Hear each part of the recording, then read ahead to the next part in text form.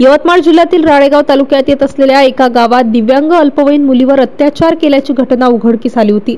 पीडित अल्पवयीन दिव्यांग मुलगी घरी एकटी असल्याची संधी साधून गावातील आरोपी किशोर सुखदेव शंभरकर राहणार पोहणा याने 27 जून 2024 रोजी आरोपीने पीडितेवर अत्याचार केला। घटनेच्या दिवसापासून आरोपी फरारच होता। ही बातमी MCN न्यूज मराठीवर प्रसारित होताच राळेगाव पोलीस स्टेशनचे ठाणेदार सीताराम मेहत्रे यांनी एक पथक तयार करून आरोपीचा तात्काळ शोध घेऊन त्याला बेड्या ठोकल्या। MCN न्यूजमुळे पीडित दिव्यांग अल्पवयीन अत्याचार प्रकरणातील आरोपीवर तात्काळ कारवाई झाल्याने जनमानसात समाधान व्यक्त होताना दिसत आहे। MCN न्यूज मराठीकरिता विशाल मासुरकर, यवतमाळ। नमस्कार।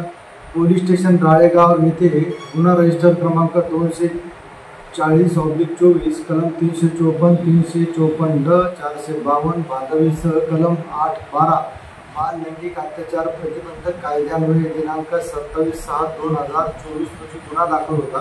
सदरील गुन्ह्यातील आरोपी याच्या शोधासाठी आमच्या पोलीस स्टेशन मार्फत पथक नेमण्यात आलेले होते।